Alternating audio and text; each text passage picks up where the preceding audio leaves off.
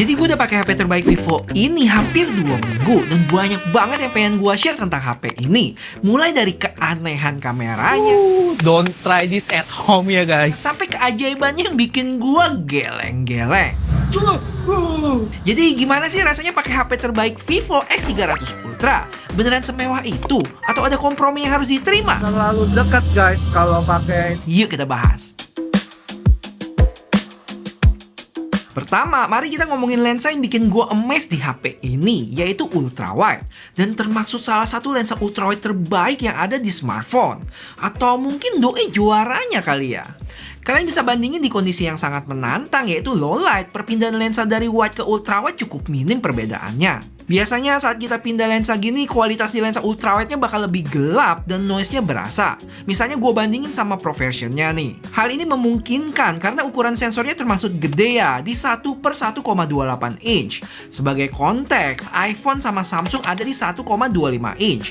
Oppo sedikit lebih gede di 1/1,95. Sedangkan Vivo di 1/1,28. BTW inget ya, ini ada 1 pernya. Jadi patokan buat tahu sensor yang paling gede ya angka sebelah kanan yang paling kecil.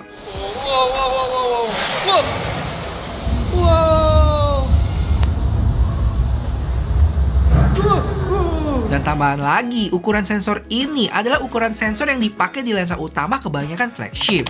Salah satunya iPhone 17 Pro Max dan di Vivo dipakai di ultrawide-nya.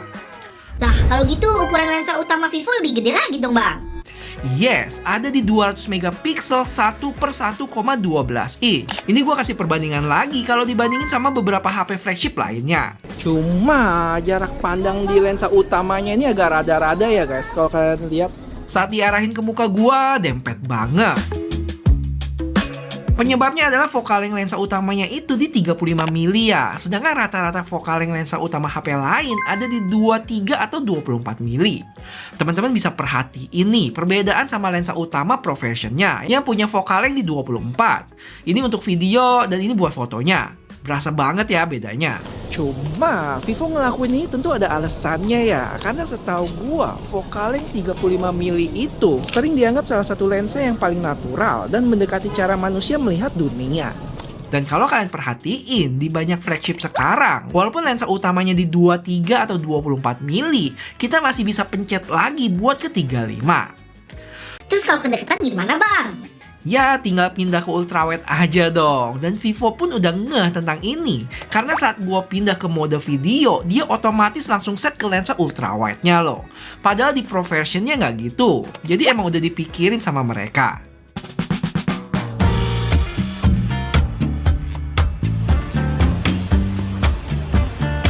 Oke, sebelum gua lanjut ngomongin kamera HP ini lagi, gua mau share dikit impresi gua buat HP yang punya kamera modul gede banget. Kira-kira apa ngaruhnya ya kalau dipakai keseharian? Dan sejauh ini gua ketemu ada 4 ya. Yang pertama, yang basicnya itu ya kalau kita lagi pegang gini lebih enak ya, jari kita bisa nyender di bawah sini nih. Yang kedua, kalau mau pamer HP kan kebanyakan orang megangnya kayak gini nih.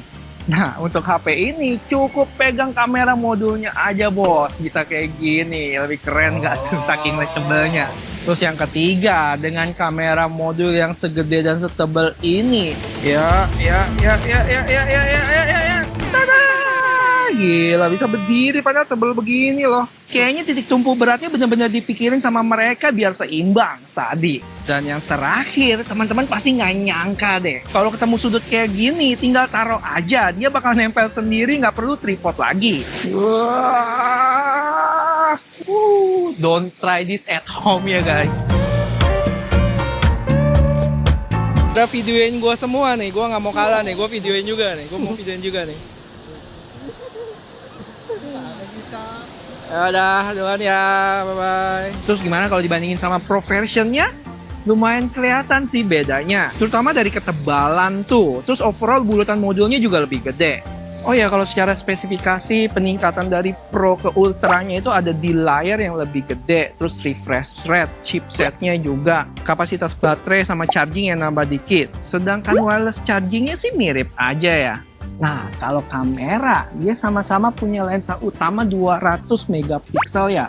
Tapi ukuran sensor di Ultra itu lebih gede, sama focal length yang 30 mm-nya tadi beda tuh. Habis itu untuk telefotonya masih sama dengan ultrawide yang bisa dibilang cukup berasa sih peningkatannya. Terutama pas low light ya. Kalau daylight kayak gini, sebenarnya kalau dilihat sekilas nggak terlalu kelihatan beda sih. BTW guys, kalau kalian suka format review yang gue bahas HP berminggu-minggu kayak gini, jangan lupa subscribe buat yang belum ya. Semoga akhir tahun ini bisa kesampaian 1 juta subscriber dan collab sama Gadgetin. Thank you.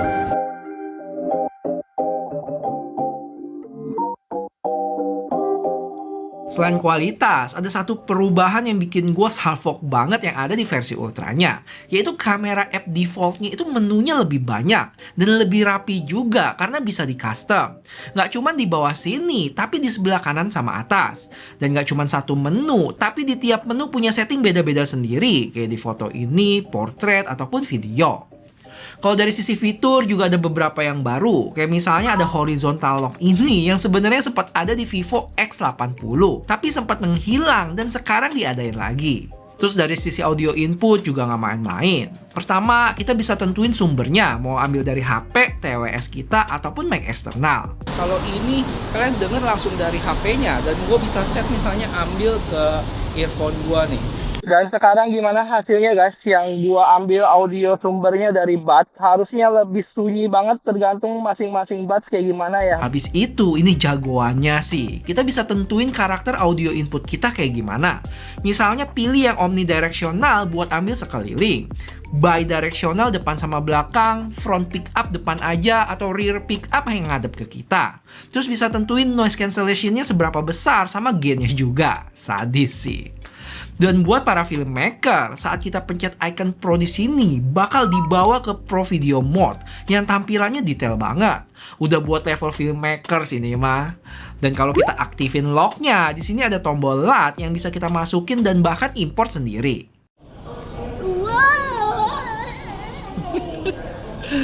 Bocil. Cupu junior ya? Hah? Ayo cupu junior.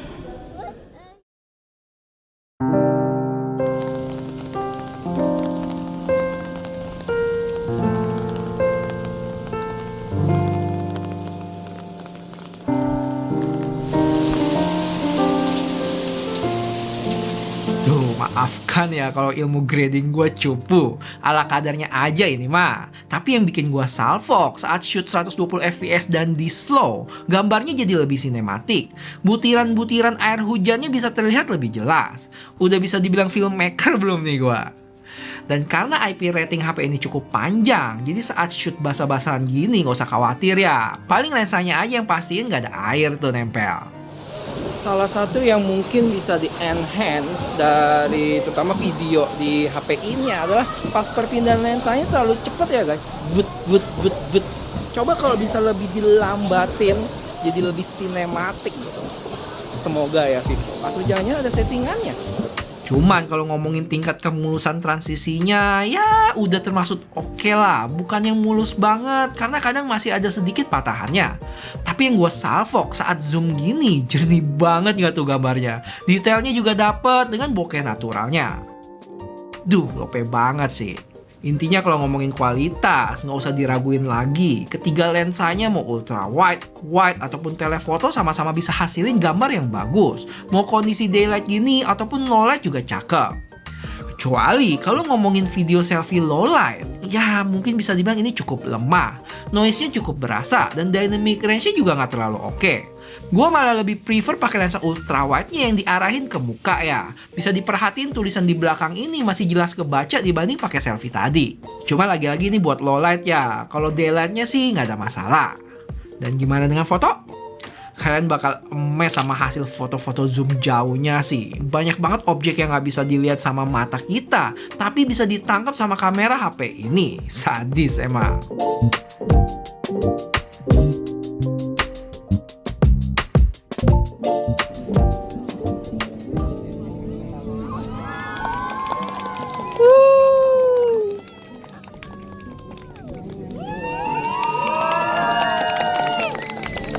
Congratulations.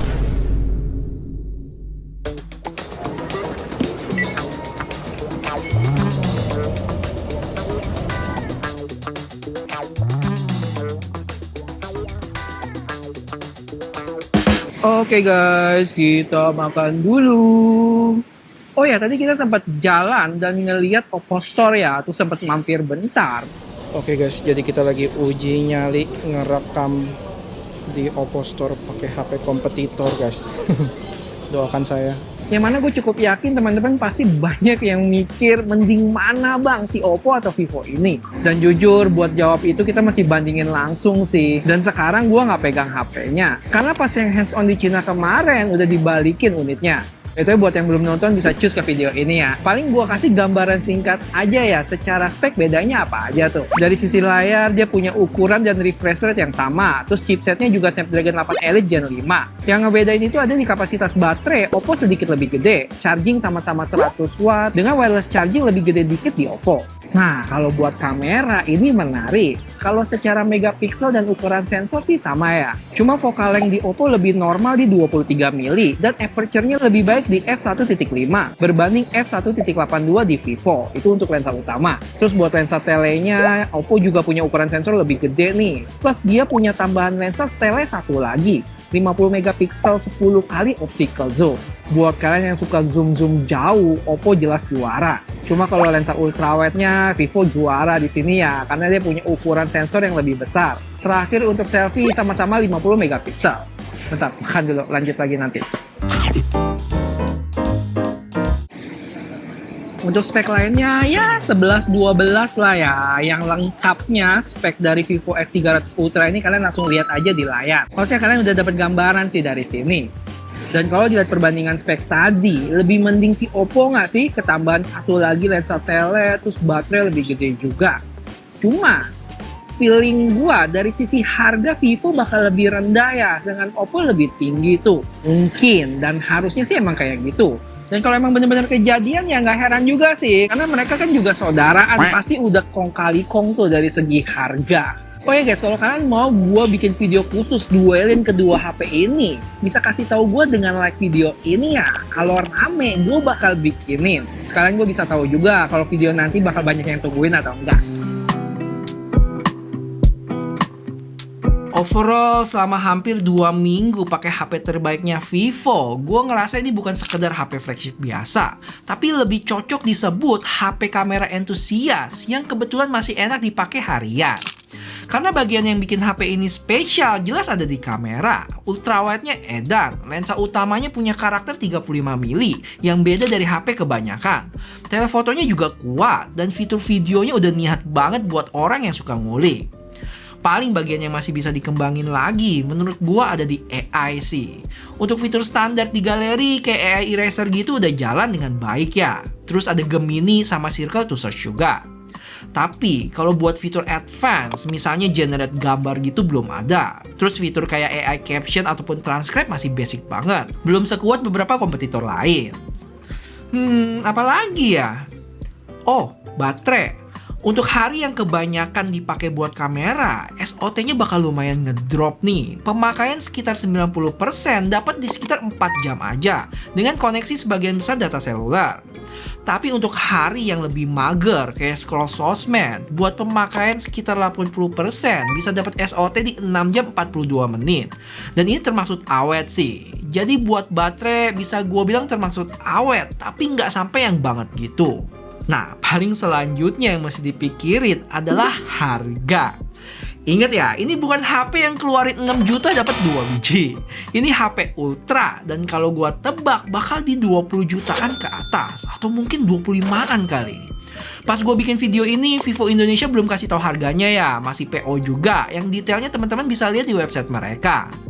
Sama satu lagi, mereka juga jual aksesoris terpisah telekonverternya yang 400 mili. Gue belum cobain sih, tapi sempat pakai yang di X300 Pro dan hasilnya edan banget. Bisa sampai foto pesawat cuy. Detailnya cek IG gue ini deh. Jadi menurut gue, Vivo X300 Ultra ini bukan HP buat semua orang. Tapi buat orang yang tepat, ini bisa jadi HP yang susah banget buat gak disukain.